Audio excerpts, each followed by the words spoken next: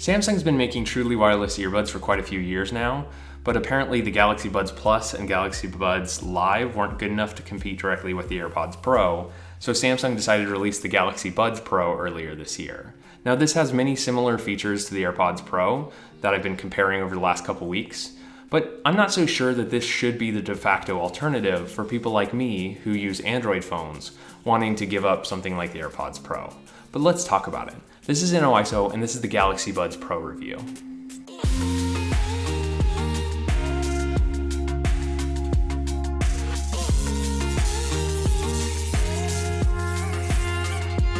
Let's start off with the design. These Galaxy Buds Pro, the white and silver model, are notably incredibly reflective to the point where it's even difficult to take pictures in without getting a funhouse mirror version of myself reflected. And I generally am fine with the design, but if I was more, self-conscious of myself wearing these in public, I might say that they might look a little bit gaudy with how reflective they are, and I don't really see the point. If I had a preference, I'd probably go for a more matte finish that didn't show fingerprints and gunk nearly as much as these do. Now, I wanted a pair to match the color scheme of my white Samsung Galaxy S21, and this is kind of similar to it, but I really wish that these were a little bit more matte in their finish to the point where they weren't quite as, gaudy. The conical shape of the Galaxy Buds Pro is a little bit beefy. I understand that they're trying to fit a lot of technology in these, but these are substantially larger than any Galaxy Buds that I've had before. And so kind of like a combination of the Galaxy Buds Plus and the Galaxy Buds Live, they do have a longer shape with a tip that's supposed to go into your ear canal, but they also rest against the bottom of your ear the same way the Galaxy Buds Live do. Now on that specific stem, the stem is supposed to be inserted into your ear canal, I assume, because it is pointed. But I've never been able to fit this stem, because it's very oddly shaped, fit this stem into my ear canal.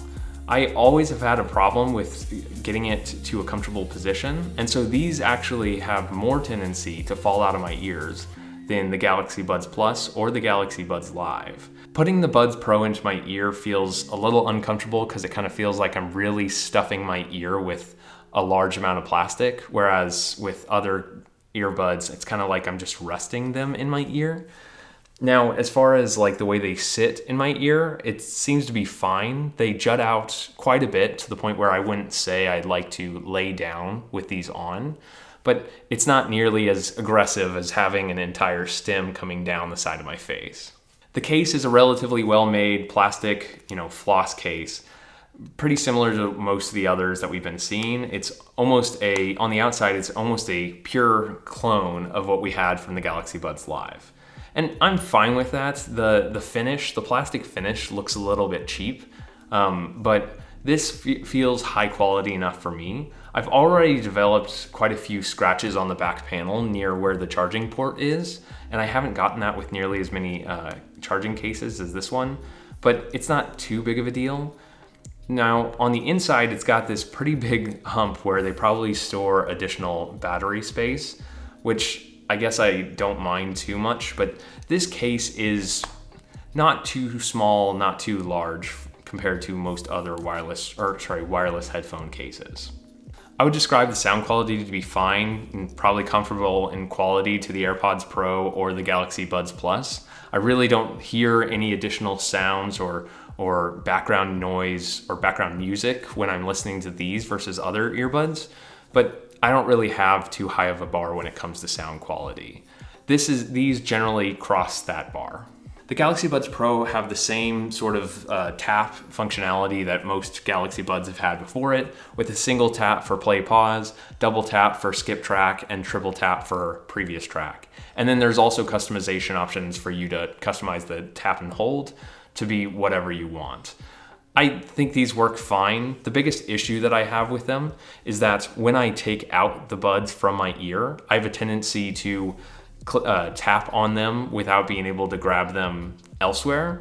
And so as a result, I frequently find I'm watching a YouTube video, I take the Galaxy Buds out to listen to someone talk, and then I realize that in the process, I'm skipping several YouTube videos by accidentally tapping on it. So unlike previous Galaxy Buds, like the Galaxy Buds Plus, there's no clear place where you're supposed to tap. Kind of the entire surface is dedicated to tapping. So I found a lot more accidental touches than I've had with other Galaxy Buds. Typically, I use the tap and hold gesture specifically for volume controls, since I am frequently changing the volume levels of these, but I could also use them for Bixby activation if I so chose. Setup is quite intuitive and even easier if you have a Samsung device because there's quick pair options. But one thing I've found when switching between devices, like my Z Fold 2 and my S21, is that when you click on the option to connect to a certain device, instead of just connecting to the device and then going away, so if I was watching YouTube, it would just pop up in a little toast menu and then go away, it instead goes into the Galaxy Wear application first, connects, and then you can exit out of the app. I don't really need to go into the Galaxy Wear application every single time I connect to a different device, but it's a small frustration. The app allows you to change between active noise cancellation mode, off, and ambient sound mode. It has a voice to tech feature and all of the kind of deeper features that the Galaxy Buds Pro enable. And it also enables you to change the sound profile of your Galaxy Buds Pro. I really appreciate this since it's not available on the AirPods Pro. I typically stay in a normal or a dynamic equalizer mode. What sets the Galaxy Buds Pro apart is some of the pro features that it offers over not only other Samsung buds, but other buds on the market from other companies. So for example, there's the voice detect feature that basically allows you to go into noise cancellation mode until you start talking, and then it'll go into audio pass-through mode because it thinks that you're having a conversation, and then go back into noise cancellation mode when it's been a few seconds without you talking. This in concept is a cool feature because I often find that I need to take out my buds when I'm having a conversation with people, but in practice, I find that the timing isn't quite right. And so when I'm listening to someone talking to me, quite often it will go back into noise cancellation mode, and then I'll have to maybe make a grunt in order to turn it back on. It doesn't work as well and as magically as you might want. Some of the other premium features includes the options to read notifications aloud and then 360-degree audio, which if you haven't caught it already, I had a video specifically for 360-degree audio, which in concept is a really cool concept where Samsung is able to create a kind of physical space and then play music based on where your phone is relative to your physical space. In concept, it makes a lot of sense, and Apple's doing it with their AirPods as well. But in practice, you can check out the video. It does not work nearly as well as I hoped. Hopefully Samsung's able to make it into a real feature. And for those that actually said, who cares about this? No one's actually using this.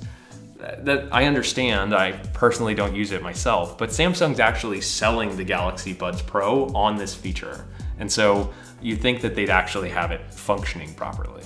And then for me, the biggest differentiating factor that I would expect out of any premium wireless earbuds are noise cancellation and audio pass-through. Audio pass-through is a relatively new feature that we've been seeing over the past year or two, but it's getting to be more and more common. So let's just start with that.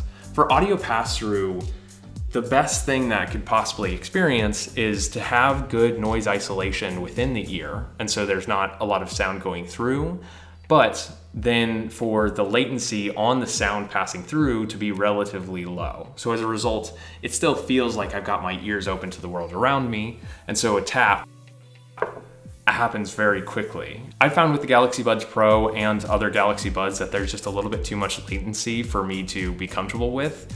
It just sounds very distorted and odd, more so than my experience with the AirPods Pro. And so normally I don't use this audio pass-through mode.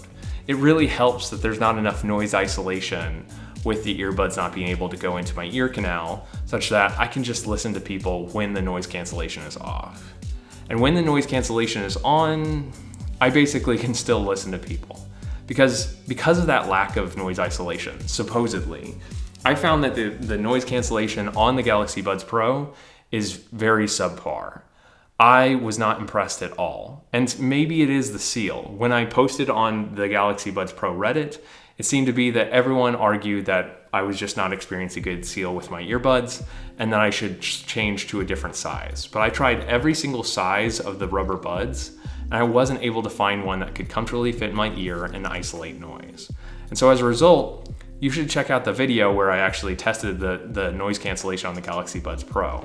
And even then, I would say that I gave it a little bit of a pass for still being a work in progress. In reality, I haven't found that the Galaxy Buds Pro are good at canceling out any sort of noise. And so if I had my choice, I'd probably opt for either an over-ear headphone or the AirPods Pro for noise cancellation over the Galaxy Buds Pro. And that leads us nicely to our conclusion. The Galaxy Buds Pro are a perfectly fine pair of earbuds that absolutely are high quality and a great alternative for those who want an AirPods Pro competitor for Android. But they're far from the best pair of earbuds that I've used. And one of the biggest problems that I have with it is that the Galaxy Buds Live and the Galaxy Buds Plus were already absolutely great pairs of headphones. And you can get those for really, really low prices. Especially if you look for refurbished models, you should be able to find those for less than $70. And I would absolutely take those over a pair of Galaxy Buds Pro for $200.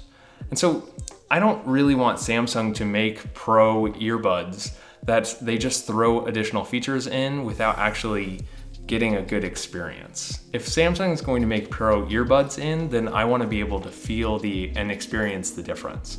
And I just didn't really get that with the Galaxy Buds Pro.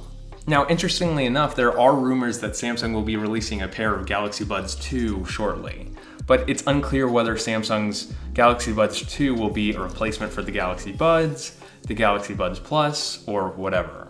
And so it makes me wonder how those Galaxy Buds 2 will compare in terms of features and price to the Galaxy Buds Pro. Now, we'll have to see whether that happens. But until then, I'd say if you're in need of a good pair of wireless headphones, the Galaxy Buds Pro are a good option, but there's probably better. Thank you for watching NOISO.